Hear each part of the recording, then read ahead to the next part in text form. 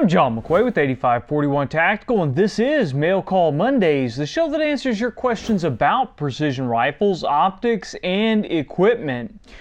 Well, here we are on our first Monday after the Super Bowl. Hope you guys had a good time, and no matter who you're rooting for, I hope you had a good time.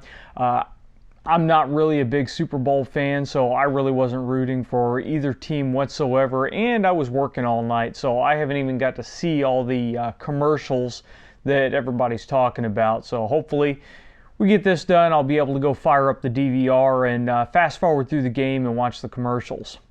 Well, we've got a good selection of questions here today, so let's go ahead and get into them. Our first question comes from Richard. Richard asks, using magnification, is it best to just zoom all the way in or just see enough of your target?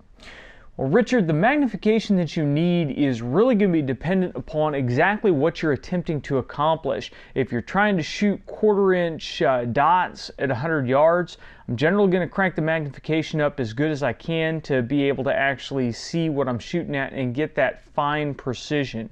If you're shooting intermediate ranges and the mirage is up, you may back that magnification down.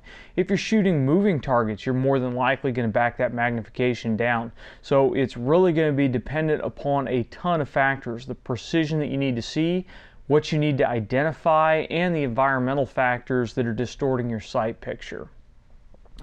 Our next question comes from Randy. Randy asks, is it worth it to reload 308 match boat tail hollow points or just buy factory with prices coming down slowly?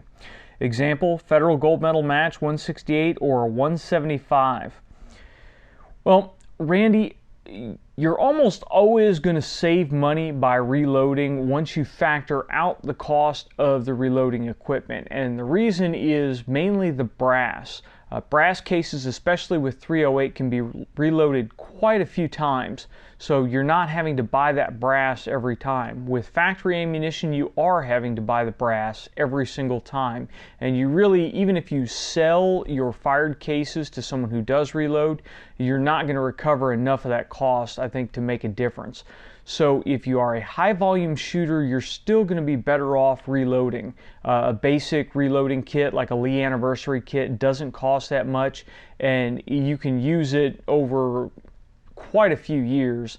In fact, one of the anniversary kits, if you treat them well, you can end up passing a lot of the components of that kit onto your children when they start reloading. So it really is a good investment. I think you do save quite a bit of money in the 308 arena. Now, when you get into calibers like what we're getting into with the 260 Remington, you almost have to reload in order to be able to really get the most out of that cartridge. So 308, yes, it's going to be worthwhile. It's not going to be as worthwhile as with cartridges like the 243 or the 260. And when you get into that stuff, you really do need to reload. Noah asks, which rangefinder would you recommend for people on a budget? Well, Noah, my favorite budget rangefinder right now is the Bushnell Elite 1500. It is really a great rangefinder for intermediate to long range. So if you're shooting out to 1,000 yards, it's a good rangefinder to have. It's not really going to break the bank like you would with some of the higher end stuff, the Vectronics, stuff of that nature, and it will still get the job done. Now, when you start to get underneath that price range, you start to get into the really cheap stuff, you're generally not going to get the consistency and you're not going to get the range that you need to be able to make it worthwhile for a precision rifle shooter. There are a lot of rangefinders out there that are designed for golf or they're designed for bow hunting, that kind of stuff that will give you very accurate ranges, but they won't give you really accurate ranges out beyond 500 or 600 yards. The Bushnell Elite 1500, we've got returns out to almost a mile on buildings, hill faces, rocks, that kind of stuff. And inside 1,000 yards, it does very good on steel. There is a learning curve to it. You have to learn where the beam actually is in reference to the reticle that's in the eyepiece. Once you learn that and you learn how to use the scan mode, then you can get some very accurate ranges from it. So my budget recommendation would be the Bushnell Elite 1500. If you're going to try to get in underneath that budget, then you're going to need to start looking at some used Leica rangefinders. I really haven't seen anything under those two price points that would be worthwhile for what we do. Thomas asks, what's your favorite brand of toothpaste? Crest. Paste. Always. William asks, best way to get rid of a flinch if you can't make it to the range that much. Thanks again for all your information you provide. And in the same vein, Paul asks, John, I can't make it to the range as much as I'd like, and I'm new to long range shooting. What's the best way to get rid of flinching or jerking? Is there anything I can do at home to practice to help eliminate this? Thanks, Bubba. Keep up the great work. Well, guys, really for flinching, if you can't get to the range, the best way to help overcome it is dry firing. Dry firing over and over and over and over again. And when you're dry firing, you want to concentrate on that sight picture so precisely that when the trigger breaks, you're really not thinking about it. And that to me is the best way to get past a flinch. Now, when you're at the range and you have some live fire practice, then if you can grab a friend and do some ball and dummy drills where they are loading your rifle for you and you don't know if it's going to be a live or a dummy cartridge, that is really a great way to do it, because you will notice that after a couple of dummy cartridges, you don't flinch, and then you can really see what accuracy you're capable of when you fire that shot and you didn't realize that it was going to be a live cartridge. Ball and dummy drills are great for new shooters, and especially shooters that have a flinch, because you really can't set up for what's going to happen. You have to apply all the fundamentals of marksmanship. And when you hit that dummy, if you have a flinch, you will really notice the flinch through the scope. You'll really see that reticle jump. And after a couple of times, you'll get past it. So at home, dry firing, really concentrating hard on where that reticle is when the sight picture, or where the sight picture is when the trigger breaks. And then at the range, ball and dummy drills will get it done. Michael asks, I'm getting ready to buy a Tikka T3 to use in a chassis system for a budget build. Your thoughts and review for this rifle and chassis system? Well, Michael, we're going to try to work with Beretta USA to get a Tikka in this year for review. We're looking at either the T3 Tacticals or like the T3 Sporter.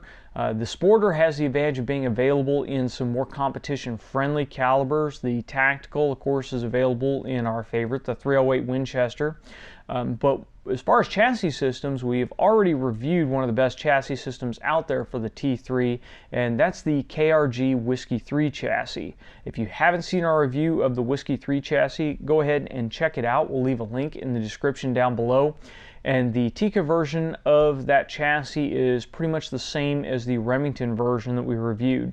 Now, we reviewed a Gen 2 chassis, and they're now on, I believe, Gen 4. So there are some changes that have been made in the chassis system, but the basics are pretty much the same. Overall is a great chassis system. If I was building up a T3 to shoot in competition, that's probably the chassis that I would be using for it. So please go ahead and check that out, and if you got any questions, shoot us a comment down below, or better yet, shoot us a comment on the chassis review video. Rice asks, scope ring lapping. Do you lap all your rings, and why? And should everyone do it?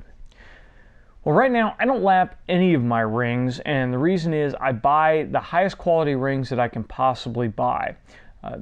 The highest quality rings are generally finished very well. They're finished very precisely, and I don't really notice any impact on the scope itself. I'm not greatly worried about ring marks on my scope, and that's 90% of why guys will lap rings, is so that they don't get any ring marks in the finish of the scope. I've had a couple of sets of Seekins rings, and even after thousands of rounds, when I take the scope back out, there are no marks on the scope body, so that it's really getting an even, consistent contact all around the ring. And that's all you're trying to achieve by scope lapping. Now, the two key things with scope rings are that the rings are very high quality, and then the base that you're mounting them to are high quality, and the base is true. If you get some warping in that base, or if the Picatinny lugs or the slots are not cut perfectly true, then you can get those rings canted off to one side or the other, or you can get the rings canted up or down. When you do that, then the edge of that ring is going to bite into the scope tube when you torque it down. And that's where you'll get your ring marks and you'll get digging in. And on lower end scopes with thinner wall bodies, you can actually get enough deflection in the scope tube that you may lose your parallax control or the scope may not track true. So use quality rings, use quality bases, and you greatly minimize the necessity to lap your rings. If you decide to lap your rings, go ahead and get something like the Wheeler ring lapping kit, and don't go crazy on it. You just want to lap them enough to get them true. You don't want to grind all the anodizing out of your rings, because then you're going to cause corrosion problems. You get a little bit of water seeping in there and it's going to corrode. You're going to be in worse shape than if you didn't lap it at all. So that's my opinion on lapping. I really don't lap any of my mounts or rings right now. I just use quality stuff and then roll from there. Renee asks, shooting drills and advice for the larger guys who enjoy shooting. 6'2", 320 pounds. I would love to compete, but feel my size will hinder me. Any large frame guys you competed with that overcame this, and how? The main thing is going to be your cardiovascular health. A lot of times in our tactical matches, we're moving quickly between position to position. So if you're not able to move easily and you're not in good health, then you may find yourself becoming overexerted, really getting fatigued quick, breathing heavy, high heart rate, and all those things will really mess with your long range accuracy. If you are in good shape, then the key thing, if you are a larger body size or maybe have a little bit more around your gut, then you're going to have to figure out how to get into a comfortable prone position. A lot of stages are shot prone, and what I see with larger guys that may have a big belly is it's difficult for them to get down into that comfortable prone position. A lot of times it necessitates bringing the rifle up higher, using a larger bipod, using a larger rear bag to bring that rifle up to your shoulder instead of really trying to crush your body down to the ground. Without actually seeing you and working with you, it's difficult for me to make any more detailed recommendations off of that. What I would suggest is find a very experienced precision shooter in your area that can go out to the range with you on a nice relaxing day, take you through a couple of different shooting positions and a couple of different drills, and then recommend some stuff based upon that. But as far as the tactical rifle side of things, you just need to make sure that you can move comfortably, that you can get up and get down behind the rifle quickly. TJ asks, John, what's the best distance for a fixed 10x scope like the 10x40 Bushnell Elite Tactical, meaning shortest to furthest ideal distances? Thanks again for sharing your knowledge with us. Well, TJ, really with the Bushnell Elite 3200 or the Elite Tactical 10X, what you have to deal with is the fixed parallax that's in that scope. Now with the 10X, parallax is not critical, but what you'll notice is that from the factory, the parallax is fixed at like 100 yards. If I remember right, when I talked to Bushnell, 100 yards is where that parallax is fixed on that scope. Some 10Xs you may find are fixed at 200 yards. But at 100 yards, you can still get that nice, clean, crisp sight picture. When you start to creep back in from 100 yards, you get down to 50. You're going to have problems getting a clear sight picture. You're going to have parallax in the system. You're going to have really a fuzzy sight picture to deal with.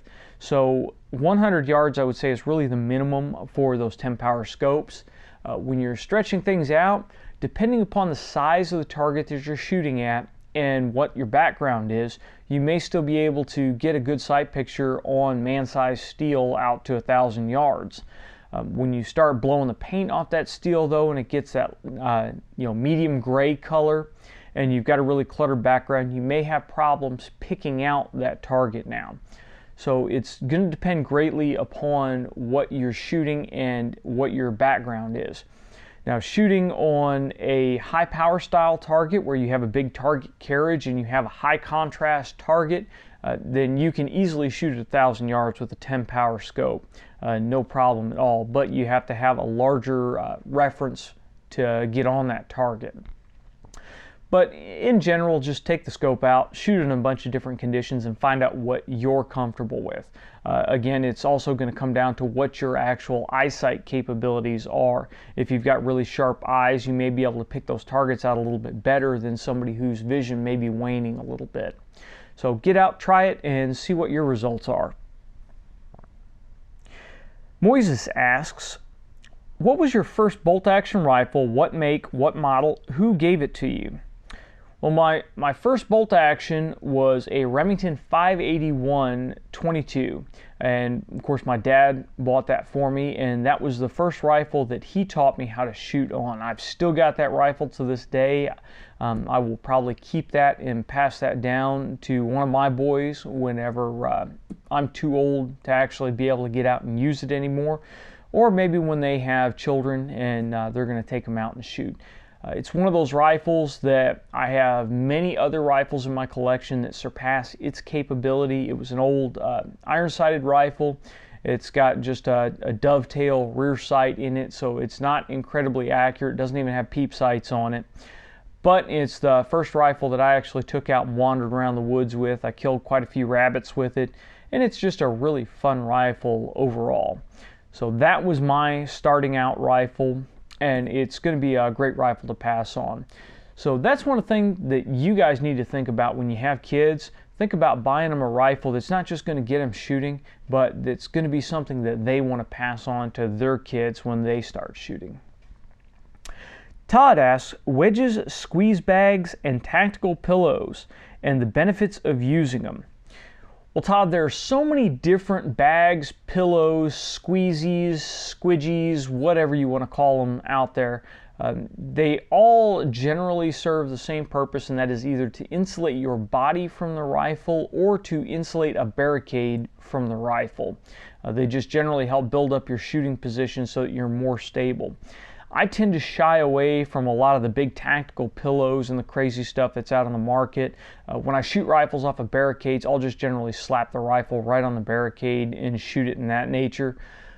If I am shooting from a prone position, then I'll use a medium to small size rear bag because I generally get really low on the rifle, and so I don't need a great big huge bag. If you are larger frame size and you need to use a taller bipod, then you're going to need to use a larger rear bag. Beyond that, it's just going to be picking the color you want and picking the features that you want. Some have straps, some have cords, some have all kinds of other stuff. I tend to like simpler bags just because they work easier for me. I like to have some kind of strap or clip or loop so that I can snap them onto my gear if need be. But beyond that, I'm a pretty simple guy when it comes to bags.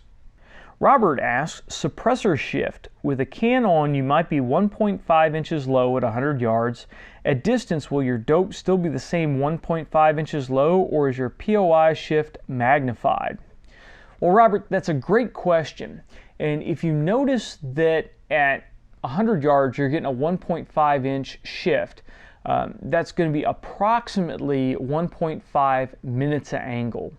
Now get away from thinking about inches and think about the angle instead of just the distance. So if we're getting a 1.5 minute angle shift, then it's still going to be a 1.5 minute angle shift no matter if we're at 200 yards or at 1,000 yards. Now at 1,000 yards, that 1.5 minute angle shift is no longer going to be 1.5 inches. It's going to be much closer to 15 inches at 1,000 yards.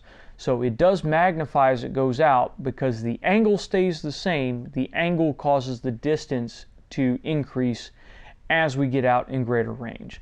I hope that's not confusing to you, but stop thinking in inches and think in angles. So either mils or minute of angle. I prefer mils because when you sit back and you look through your rifle scope, you can visualize what that offset is. And that offset is going to be the same angularly at distance. So if you see that it's a 1 mil offset at 100 yards, it's still going to be a 1 mil offset at 1,000 yards. So stop thinking inches, think in angles. Greg asks an AR question. AR bolt lube, how much is too much? I've seen light to soak your bolt in motor oil or grease. Well, Greg, that's going to depend upon your AR and what kind of shooting you're doing. If you're just going out and you're shooting 20 rounds, then you can almost run the thing dry and it will still function. If you're going out and you're shooting a carbine class where you're going to put 1,000 rounds down range over a couple of days, then generally more oil is going to be better. Now, there is a drawback to too much. Once you get that thing soaking wet, a lot of times these commercial ARs are overgassed and they're going to start blowing that oil back in your face, or they're going to start vaporizing it, and you're just going to get a really ugly puff of gas out the back of the receiver, and it's going to start making your eyes burn and your eyes water. And that can definitely have an impact on your shooting. So you want enough to keep the system running, but you don't want to go totally overboard. Keep one of the small squirt bottles in your gear, and when you're shooting your rifle, if you start to get a malfunction, then the first thing you should do is make sure that bolt is well lubed. Usually what I like to do is just, every couple of magazines, shoot a couple of squirts of oil in the gas holes on the side of the bolt. Cycle it, shoot a little bit around the ejection port to really get that bolt carrier juiced up a little bit, and then drive on. I don't feel the need to really break down the whole rifle and go through it. Just make sure when you're lubing your rifle that you're not getting a lot of oil on the bolt face. If you're getting stuff on the bolt face, you can start causing malfunction problems. You can start causing increases in pressure and all kinds of other ugly things. So around the bolt lugs is fine. Around the bolt body and the bolt carrier group body, that's where you want that oil. You really don't want to get a ton of it down into the trigger group either, because that's just going to run out the bottom of the rifle and it's not going to do you any good.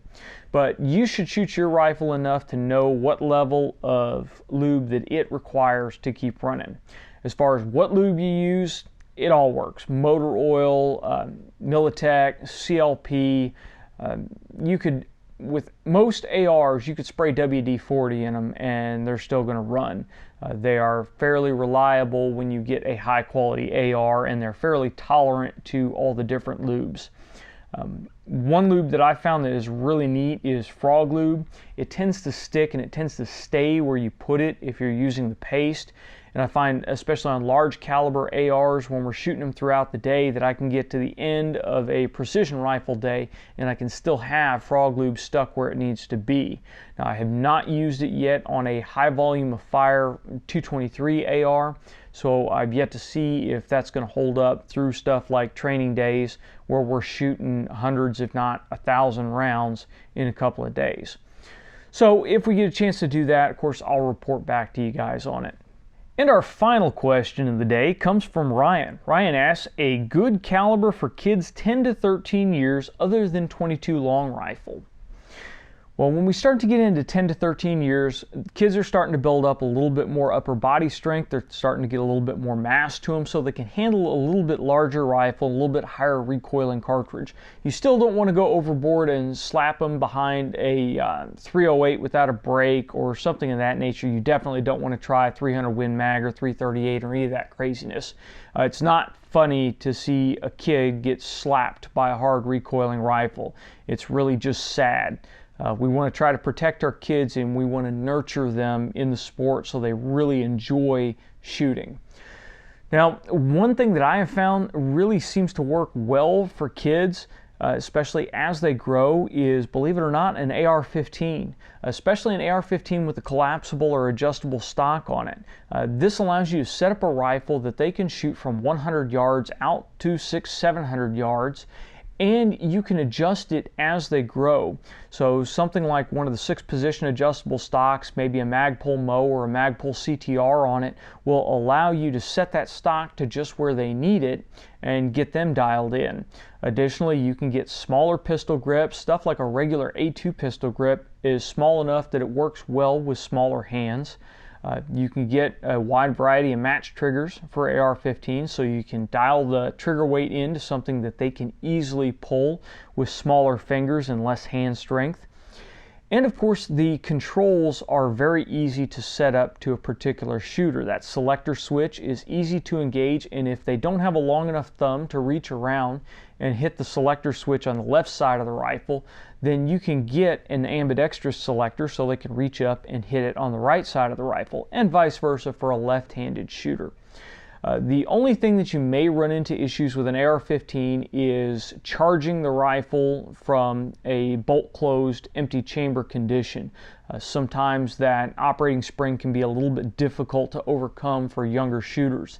An extended charging handle can help address this, but it may just be something where you, as a responsible adult, when you're supervising the child, you may have to charge the rifle for them the first time, and then make sure when the magazine runs dry, just leave that bolt back. That way you can teach them how to use the bolt release on it.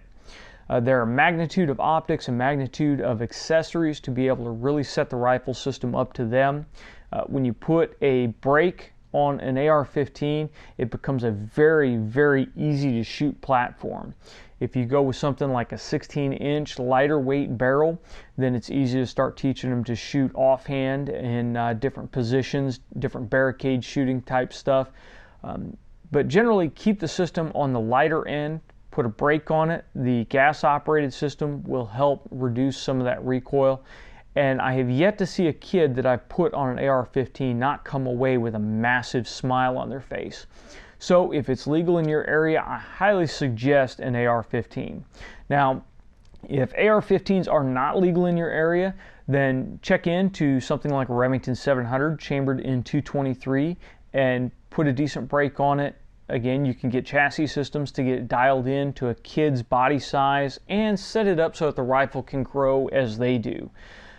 The 223 is just a really good all-around cartridge for getting kids into shooting because it's low recoil.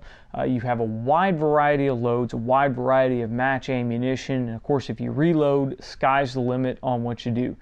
Brass is plentiful since you can get military surplus brass. Most police departments will use 223, so you may be able to get surplus brass from your police department depending upon what their guidelines are and what they do to dispose of their brass.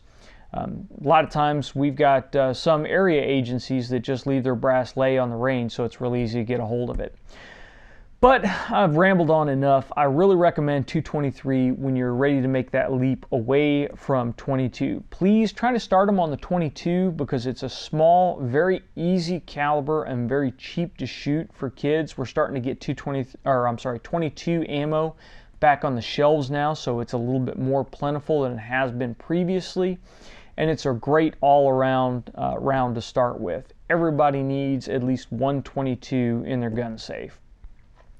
Well, that's all we have for this week on Mail Call Mondays. If you've got any questions or comments, leave them in the comment section below or send them to us on Facebook or Twitter. As always, if you've liked the show, please like, share, and subscribe. Our numbers only grow with your help. If you'd like to help support our project, please think about making a donation. We leave a link for donations down in the bar below. We keep this going with proceeds from you guys. All the money that you donate goes right back into equipment and stuff that we review for the show. And of course, we can't do this without manufacturer support, so thank you to all the manufacturers that have helped us out. And until next week, get out and shoot!